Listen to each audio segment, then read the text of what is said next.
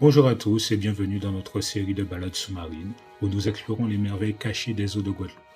Aujourd'hui, nous allons plonger dans les eaux cristallines de la plage des Amandiers de Sainte-Rose pour découvrir le fascinant calmar de récif des Caraïbes, également connu sous le nom scientifique de Sepioteuthis sepiodea.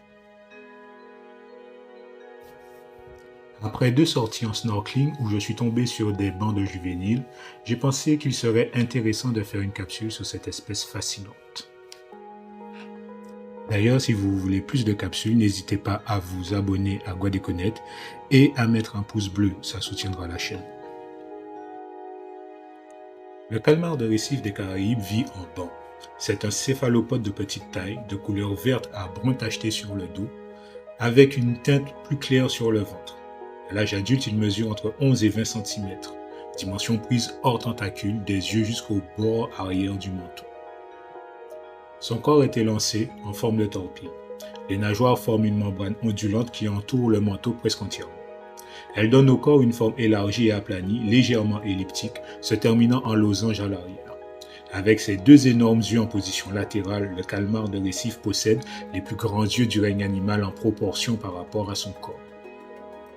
Sepioteuthis sepiodea possède 8 petits bras autour de la bouche et 2 tentacules plus longs ramenés vers l'intérieur et armés de ventouses.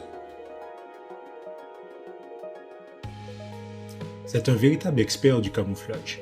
Grâce à des cellules spécialisées appelées chromatophores, il peut changer de couleur et de motif pour se fondre dans son environnement.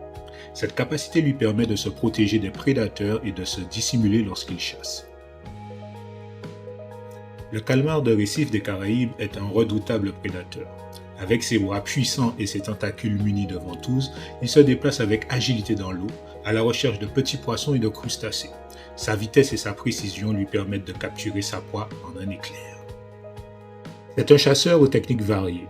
De façon générale, il reste à l'affût pendant la journée, pistant sa proie ou se nourrissant de sa capture nocturne.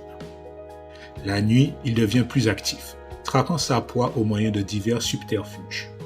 Leurre à l'aide de ses tentacules, imitation de la végétation alentour, camouflage en changeant de couleur.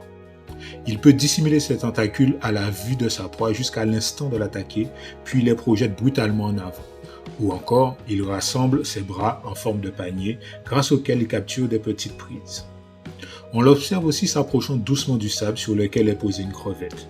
Il perturbe alors le fond avec ses tentacules pour l'effrayer et l'attraper dans sa fuite.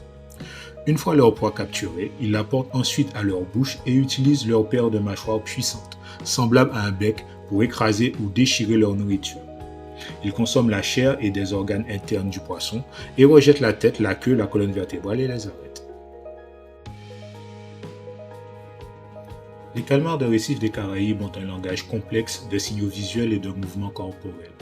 Ils utilisent ces comportements pour communiquer entre eux, établir des hiérarchies sociales et courtiser leurs partenaires lors de la reproduction.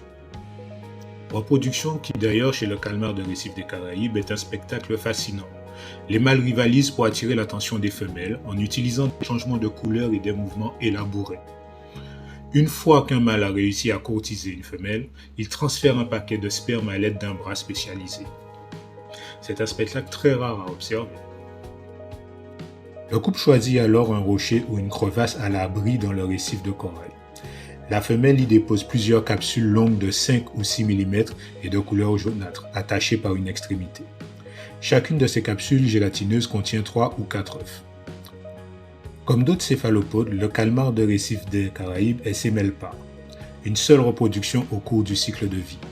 Les femelles meurent juste après avoir pondu leurs œufs. Les mâles disposent d'une courte période de répit pendant laquelle ils fertilisent plusieurs femelles avant de mourir à leur tour. Très rapidement après l'éclosion, les juvéniles commencent à se nourrir de petits crustacés, crevettes, copépodes, amphipodes et petits arthropodes, de larves planctoniques et de vers polychètes. Leur croissance est d'environ 7 mm par jour.